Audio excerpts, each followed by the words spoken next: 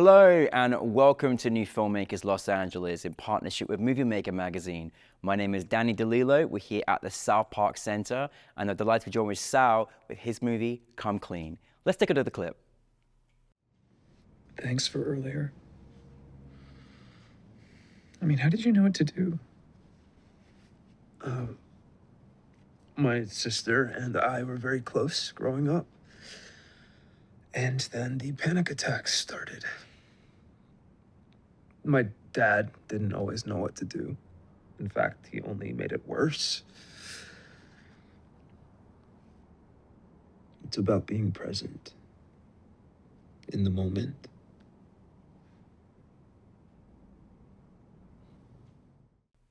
Sal, welcome to the New Filmmakers LA family and so happy to have you part of us now. So thank you very much for being here. Thank you for having us. Come Clean, and got so many questions. Thank you for bringing it to light on our festival last night. It was so wonderful to see it with you and all the other filmmakers. For those that haven't seen Come Clean, tell us a brief synopsis. So Come Clean is it's a dark dramedy about a young man struggling with OCD who white knuckles his way through a grinder date and makes a mess of things figuratively and literally. So it's a great synopsis. So it really intrigues me to find more. But there's so many actual scopes that you've got, and especially where the inspiration come from, which you told us at the festival. Where did this kind of begin for you and turn this idea into a film? So I think during the pandemic, I was thinking a lot about like human connection because a lot of us were not connecting with other people, and I've struggled with OCD in the past, and I started thinking about firsts. You know, like as we came out of the pandemic. The first hug that we had with another person, the first movie we went to, the movie theater experience, and like a first date or a first hookup. So I was thinking a lot about how that would be for me, and it turns out it was fine. But I started thinking about what if it wasn't, So it's sort of an exaggerated idea of what the worst case scenario would be. And I wanted to explore a little bit about the barriers that can sometimes come up between us when we're trying to connect, whether it's mental health or physical health or a once in a century pandemic. And how we can bring those walls down. Yeah, I love how you mentioned it's once in a century pandemic, because it really is. It's once every century. Yeah, hopefully. Goodness me, what a strange time for just, connection. And I think we all kind of develop this like weird thing of how do we connect with people and how do we hug people and all these different things. And then, the pure fact that like people needed to have connection, and that was such a hard, weird, strange period. But when you've got this, kind of on top, when you're suffering with, OCD, it's part of your life. There's another layer to that as well, which I think you articulated so wonderfully well in the film. I really did love your characters in there, and particularly the one that led the story. Tell us a little about how you brought your cast together. So Kel, the lead character, found through Actors Access, just through traditional casting means, and we did a Zoom chat and quickly found out that he felt like he had a personal connection to the subject matter, which was important to me. It was also important to me to cast queer actors, and we did that. So it was just first and foremost the whole project in terms of everyone involved. I wanted people who really understood the story and connected with it, and that's how we cast him. And then for Nate, played by James Hayden Rodriguez, I had a producer on the film suggest that I go check out this play called Afterglow. It had played in New York, and it was playing in Hollywood for a few months. Yeah, and it's a story about a polyamorous relationship, three young men in New York. And the reason he sent me is because our film has a sex scene, and I wanted it to be authentic. So I wanted actors who were willing to be naked in the film. Not full frontal, but just be comfortable, without their clothes on, because I wanted it to be real. And so I went to see the show because in the show, these three actors are completely full frontal naked for most of the show. That's the reason I went to go see the show and ended up casting James. And then when I met James, it was just about matching the right actor with Ben. And they had instant chemistry. And when we met and all got together, it was apparent that those were the two actors that would be great for this role. And James just exudes this empathy, which is exactly what we needed for that character. I love that dynamic to the story, honestly. That was, really kind of refreshing, actually. I mean, I know we know this, Sal, as, being part of that community, but like, I still, I'm blown away that I'm seeing, you know, queer characters, queer storyline, and it's just always makes me feel so happy because I just, you know, we know how far that we've come, and just to see that on our screens and just the, you know, showing this natural connection between two people, two queer, you know, men in this case. It's mesmerizing to see. It makes me feel so emotional thinking about it because, like, you know, it wasn't so easy like that a few years ago, you know. I mean, I think as well, something else as well, like these kind of scenes, we have seen it between, like, you know, heterosexual, you know, couples and such, but we're still embracing the fact we've seen, you know, two men in this way. And especially in the kind of the culture now of dating and relationships, et cetera, et cetera. Was that something you kind of wanted to also just, you know, portray as well? And also hiring queer actors as well for this? Yeah, I mean, intimacy between two men is still really taboo. And I think that there was a bit of a breakthrough with queer stories, I'd say about 10, 15 years ago. Yeah. And that's when I started making films, so I felt like I was a part of that with my early shorts. Yeah.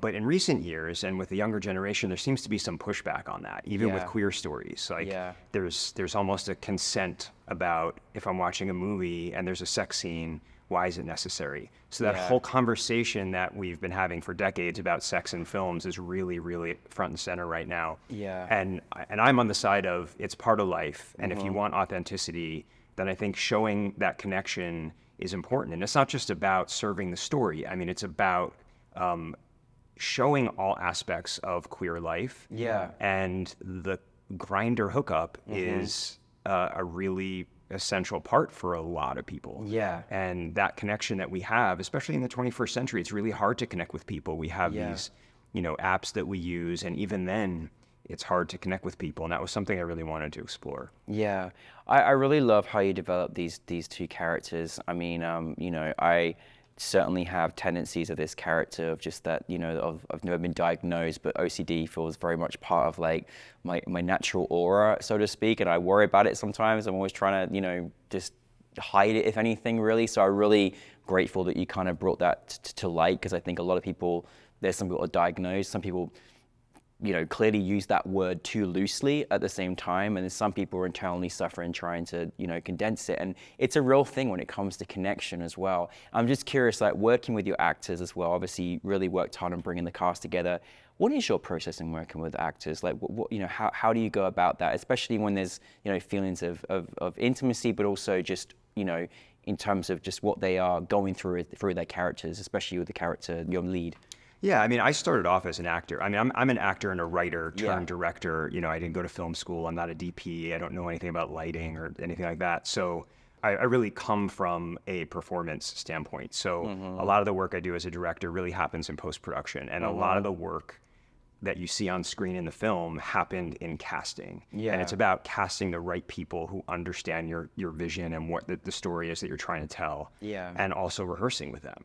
So if you do that work beforehand, I think you're 90% of the way there. And that was just really my process is, you know, unfortunately, because of the pandemic and a lot of things, we didn't have as much time as I would have liked with them together. But we did have a couple of afternoons where we worked out the scenes. And then even with the intimate scenes, we worked out the basic blocking of that.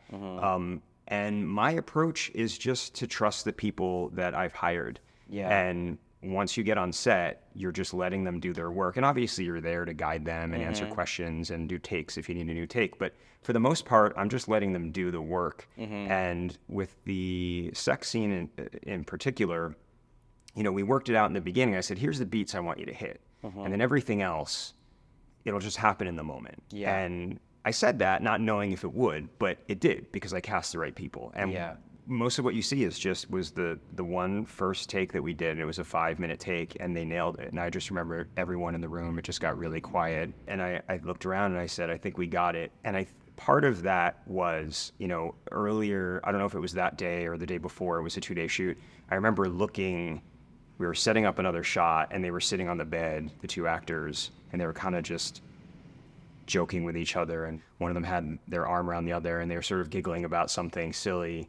And I sort of knew in that moment that they'd connected as friends and as actors. And so I sort of had a good sense that when we got to that scene, that it would work, and it did. Oh, I love that. You know, I have to say, like, it's nice when there's parts of ourselves that sometimes we can be we're scared or we're vulnerable, to be able to show it's maybe what we consider a weakness or part of something that we don't want people to see, but it just comes out.